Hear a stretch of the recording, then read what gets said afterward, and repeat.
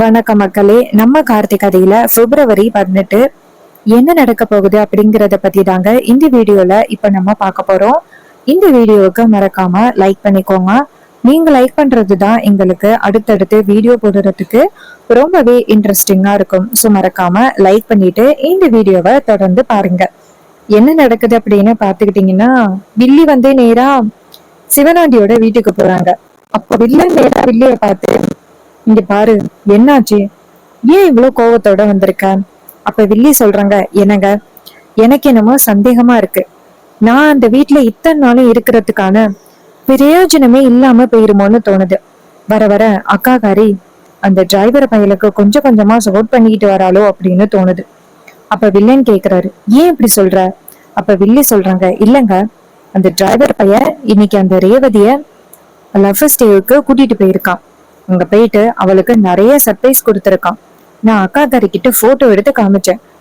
ஓம் பொண்ணு அந்த டிரைவர் பைய கூட சுத்திக்கிட்டு இருக்கா அப்படின்னு. ஆனா அவ அதை பத்தி பெரிய விஷயமா எடுத்துக்கவே இல்ல. சரிடி அப்படின்னு சொல்லிட்டு அவ பாட்டுக்கு இத சாதாரணமா கடந்து போறா. எனக்கு என்னமோ அவ சீக்கிரம் அந்த டிரைவர் பையல மாப்பிள்ளையா ஏத்துக்க போறாளோ அப்படின்னு தோணுது. இங்க பாருங்க, அந்த டிரைவர் பையல பழி வாங்கணும், அவனை இந்த வீட்டை விட்டு துரத்தணும் அப்படின்னு யோசிச்சுக்கிட்டு அக்காக்காரிய மறந்துட்டோமோ அப்படின்னு தோணுது. இங்க பாருங்க, இன்னைக்கு சொல்றேன், என் அக்காக்காரி இருக்கிற வரைக்கும் கண்டிப்பா நீங்க இந்த ஊருக்கு நம்பர் 1 ஆகவே முடியாது. அவனை மீறி அக்காக்காரிய ஒன்னும் பண்ண முடியாது. நான் ஒரு யோசனை சொல்றேன், பேசாப்ல அக்காவை காலி பண்ணிட்டா என்ன? இதை கேட்டுதான் அவரு சொல்றாரு, இங்க பாருமா, நானும் பல தடவை அதை முயற்சி பண்ணிருக்கேன், உனக்கே நல்லாவே தெரியும். ஆனா அந்த டிரைவர் பையல மீறி என்னால உன் அக்காவை நெருங்க முடியலையே. இதை கேட்டதும் வில்லி சொல்றாங்க, இங்க பாருங்க, அந்த டிரைவர் பைய நான் அந்த மாதிரி காரியம் பண்ண மாட்டேன் அப்படின்னு நினைச்சுக்கிட்டு இருக்கான்.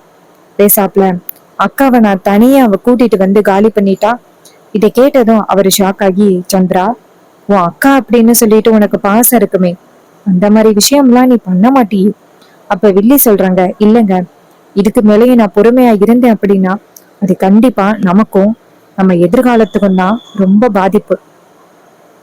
இப்படியே நம்ம காலம் தள்ளிக்கிட்டே போயிட்டு இருக்க முடியாது. எத்தனை வருஷமா நான் அவளை பழி வாங்கணும் அப்படின்னு காத்துக்கிட்டு இருக்கேன். ஆனா அது நடக்கவே இல்லை. நான் எடுத்த முடிவுதான் சரி, நான் அவளை காலி பண்றேன் அப்படின்னு.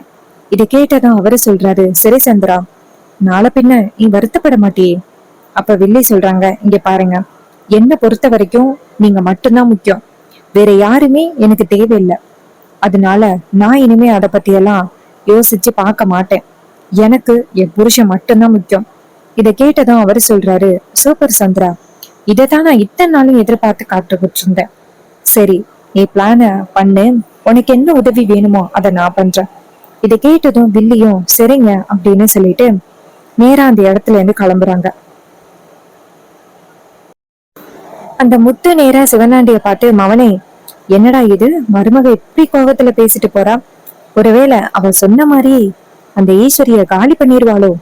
அதுக்கு வில்லன் சொல்றாரு, இங்க பாருங்க சித்தப்பா, என்ன நடந்தாலும் நமக்கு சாதகமா தான் நடக்க போகுது. இத்தனை நாளும் அந்த ஈஸ்வரி உயிரோட இருந்ததுனால தானே இவ்வளவு பிரச்சனையும். அவளை காலி பண்றதுக்கு சந்திராவே ஒத்துக்கிட்டா. நல்லதுதான். எங்க அவ யோசிப்பாளோ அக்கா அப்படின்னு நினைச்சேன். ஆனா அவ அதெல்லாம் பெரிய விஷயமா எடுத்துக்க மாட்டா அப்படின்னு நல்லாவே தெரியுது. இதை கேட்டதும் அவரு சொல்றாரு, சூப்பர் மவனே, நான் கூட சந்திரா அவ அக்கா கறி அப்படின்னு நினைச்சுக்கிட்டு ரொம்ப வருத்தப்படுவாளோ அப்படின்னு நினைச்சேன். ஆனா அவ வருத்தவே படல. எனக்கு ரொம்ப சந்தோஷமா தான் இருக்கு அப்படின்னு சொல்ல வில்லன் சொல்றாரு, ஆமா சித்தப்பா, எனக்கு ரொம்ப ஹாப்பியா தான் இருக்கு. சந்திரா எப்படியும் இந்த வாட்டி அவ அக்கா காரிய காலி பண்ணிடுவா அப்படின்னு உறுதியாகிட்டு அப்படின்னு ரொம்ப ஹாப்பியா பேசுறாங்க. அப்ப வில்லன் சொல்றாரு, ஆமா அப்படின்ட்டு ரொம்ப ஹாப்பியா பேசிக்கிட்டு இருக்காங்க. இன்னொரு பக்கம் வில்லி நேரா வீட்டுக்கு வராங்க. வீட்டுக்கு வந்துட்டு அவங்க அம்மாவோட போட்டோ இருக்குல்ல, அங்க போறாங்க. போயிட்டு அவங்க அம்மாவோட போட்டோவை பார்த்துட்டு, அம்மா, நான் இன்னைக்கு சரியான முடிவு எடுத்திருக்கேம்மா. நீங்க இறந்துட்டீங்க. நீங்க இறந்து போன விஷயத்த பத்தி பேசி ஒரு பிரயோஜனமும் இல்ல. இங்க பாருங்க, நான் என் புருஷ கூட சேர்ந்து வாழணும். என் புருஷன் இந்த ஊருக்குள்ள நம்பர் 1 ஆகணும். ஆனா அக்காக்காரி தேவையில்லாம என் புருஷனை கொஞ்சம் கூட மரியாதை இல்லாம நடத்துறா. ஒவ்வொரு இடத்துலயும் அவரு அவமானப்பட்டு போறத பார்த்தா எனக்கு எவ்வளவு கஷ்டமா தெரியுமா இருக்கு. இதுக்கு மேலேயும் என் புருஷன் அவமானப்படுறத என்னால பார்க்கவே முடியாது. என் புருஷன் இந்த ஊருக்குள்ள நம்பர் 1 ஆகணும். அதுக்காக நான் ஒரு விஷயத்த பண்ண போறேன். அவளை காலி பண்ண போறேன். நான் பண்றது தப்புதான் அப்படின்னு எனக்கு நல்லாவே தெரியும். ஆனா எனக்கு வேற வழி தெரியல. எனக்கு என்னோட வாழ்க்கை தான் முக்கியம். நான் எப்படியாவது அவளை பழி வாங்கணும்னு நினைச்சு நினைச்சு என் வாழ்க்கை போனதுதான் மிச்சம். அதுக்கு பதிலா அவளை காலி பண்ணணும் அப்படின்னு முடிவு பண்ணிட்டேன். இது எல்லாம் வில்லி வந்துட்டு அவங்க அம்மாவோட போட்டோவுக்கு முன்னாடி சொல்லிட்டு வெளியில வராங்க.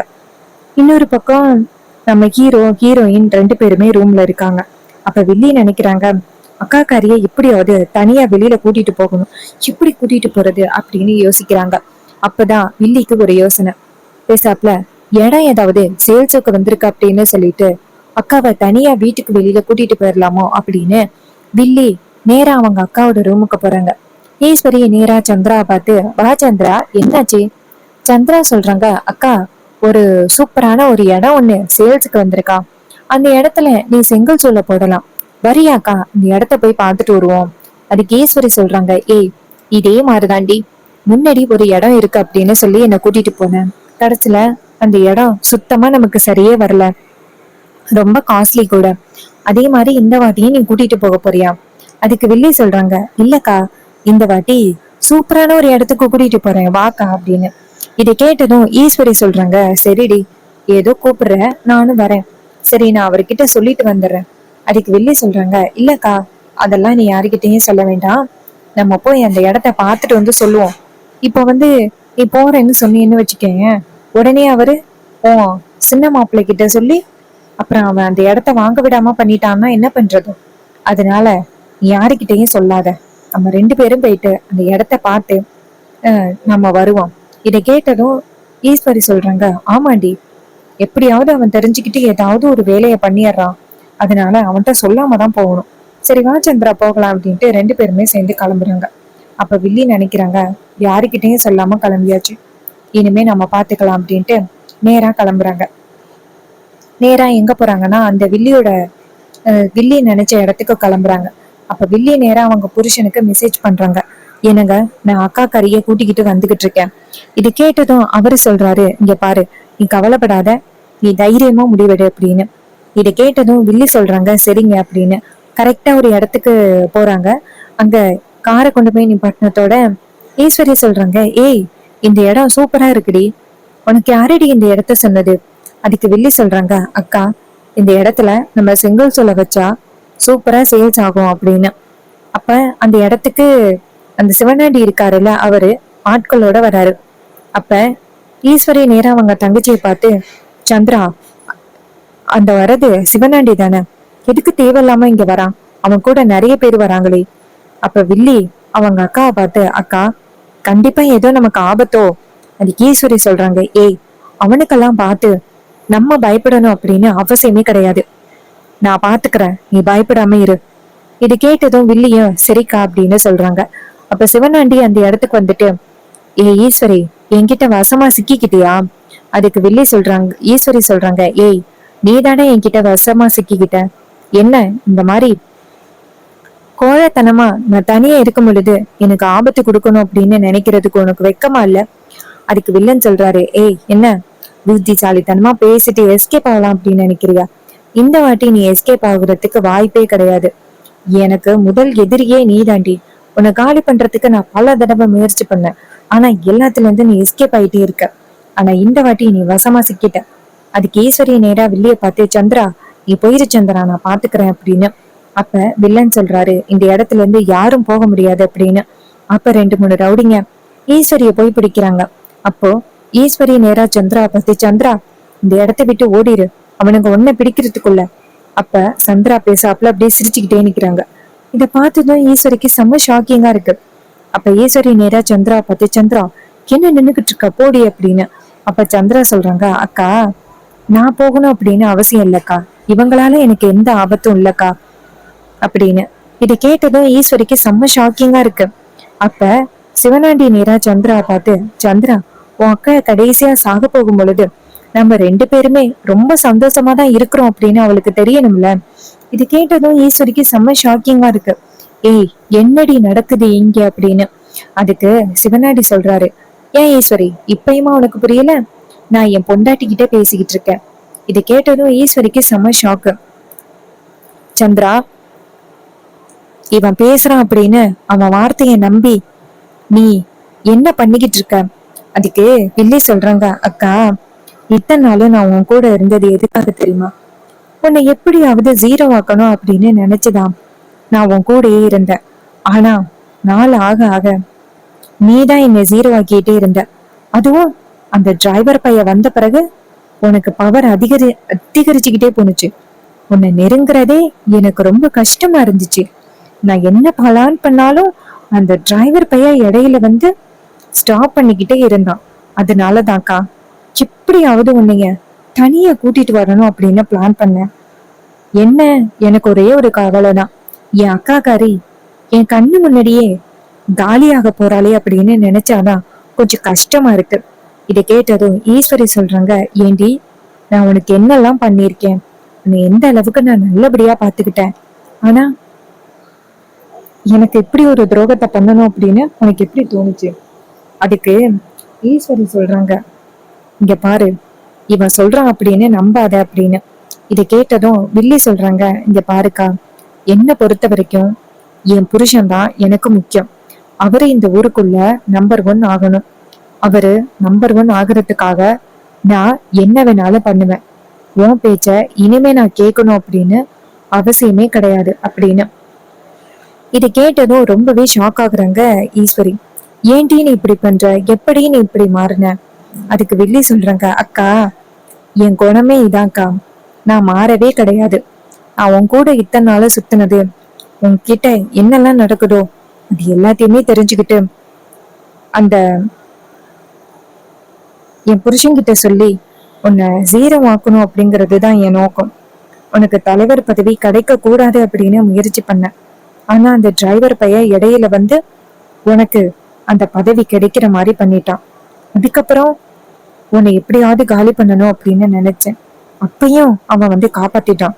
இதே மாதிரி பல முறை நான் முயற்சி பண்ணேன். எல்லாத்துல இருந்தும் நீ தப்பிச்சுக்கிட்டே இருந்த. அந்த டிரைவர் பையன் உனக்கு பாதுகாப்பு கொடுத்துக்கிட்டே இருந்தான். ஆனா இன்னைக்கு நீ என்கிட்ட வசமா சிக்கிட்ட. இதுக்கப்புறமும் நீ இந்த இடத்த விட்டு தப்பிச்சு போகணும் அப்படின்னு உன்னால நினைச்சு கூட பார்க்கவே முடியாது. இதை கேட்டதும் ஈஸ்வரிக்கு செம்ம ஷாக்கிங்கா இருக்கு. தான் சொந்த தங்கச்சி இப்படி பேசுறாளே அப்படின்னு. அப்ப நேரா வில்லன் சொல்றாரு, சரி ஈஸ்வரி, அதான் எல்லாத்தையுமே தெரிஞ்சுக்கிட்டியே, அப்புறம் என்ன அப்படின்னு. இதை கேட்டதும் ஈஸ்வரி சொல்றாங்க, இங்க பாரு, என் தங்கச்சி ரொம்ப நல்லவ. அவகிட்ட கண்டதையே சொல்லி அவ மனசை குழப்புறதுக்காக நீ இப்படி பண்ணிக்கிட்டு இருக்க. சந்திரா, அவன் சொல்றத நம்பாத அப்படின்னு. அதுக்கு வில்லி சொல்றாங்க, அக்கா எனக்கு அவர் தான் முக்கியம். எனக்கு நீ எல்லாம் தேவையே கிடையாது. தேவையில்லாம நீ பேசாத. இங்க பாருங்க, நீங்க விஷயத்த காலி பண்ணிட்டு எனக்கு ஃபோன் பண்ணி சொல்லுங்க. வீட்டுல என்ன நடக்கணுமோ அதை நான் பாத்துக்கிறேன். இது கேட்டதும் அவரு சொல்றாரு, சரி சந்திரா, நீ ஹாப்பியா போ, முடிச்சுட்டு நான் கால் பண்றேன். இது கேட்டதும் சந்திரா அந்த இடத்துல இருந்து போறாங்க. தான் சொந்த தங்கச்சி தனக்கு இப்படி ஒரு துரோகத்தை பண்றாளே அப்படின்னு ஈஸ்வரிக்கு பயங்கர ஒரு கவலையா இருக்கு. அப்ப வில்லை நேரா ஈஸ்வரிய பார்த்து, நீ இத்தனை நாள் இருந்ததுனாலதான் எங்களுக்கு இவ்வளவு பெரிய பிரச்சனை அப்படின்னு சொல்லிட்டு பேசுறாரு. சோ இந்த கதை உங்களுக்கு பிடிச்சிருக்கா? இந்த கதை பிடிச்சிருந்துச்சுன்னா இந்த வீடியோவுக்கு மறக்காம லைக் பண்ணிக்கோங்க. நீங்க லைக் பண்றதுதான் எங்களுக்கு அடுத்தடுத்து வீடியோ போடுறதுக்கு ரொம்ப ரொம்ப இன்ட்ரெஸ்டிங்கா இருக்கும். சோ மறக்காம லைக் பண்ணிட்டு இந்த வீடியோவை தொடர்ந்து பாருங்க. ஹலோ கைஸ், உங்களுக்கு ஹேர் கிளிப்ஸ் அண்ட் அக்சசரிஸ் எல்லாமே வேணுமா? இப்போ நம்ம கிட்ட அவைலபிளா இருக்கு. ரொம்ப டிஃப்ரெண்டான கிளிப்ஸ் அண்ட் ரொம்ப அஃபோர்டபுள் ரேட்ல உங்களுக்கு கிடைக்கும். நம்ம கிட்ட ஆஃபர்ஸ் கூட நிறைய அவைலபிளா இருக்கு. என்னென்ன கிளிப்ஸ் இருக்கு அப்படின்னு நீங்களே இப்ப பாத்துக்கிட்டு இருக்கீங்க. ஹார்ட் ஷேப்ல உள்ள கிளிப்ஸ் அண்ட் பட்டர்ஃபிளை கிளிப், பிரிட்டியான ஃப்ளவர் கிளிப் எல்லாமே நம்ம கிட்ட அவைலபிளா இருக்கு. உங்களுக்கு வேணும் அப்படின்னா நீங்க ஆர்டரை பிளேஸ் பண்ணலாம். எப்படி ஆர்டர் பண்ணணும் அப்படின்னா கமெண்ட்ல ஆஃபர் அப்படின்னு கமெண்ட் பண்ணுங்க. உங்களுக்கு எப்படி ஆர்டர் பண்றது அப்படிங்கறத பத்தி உங்ககிட்ட சொல்றேன். எல்லாருக்குமே ரொம்ப பிடிச்சது இந்த பேர்ல் ஷெல் இயரிங் தான். இந்த இயரிங் தான் இப்ப நம்ம கிட்ட ரொம்ப ட்ரெண்டிங்ல இருக்கு.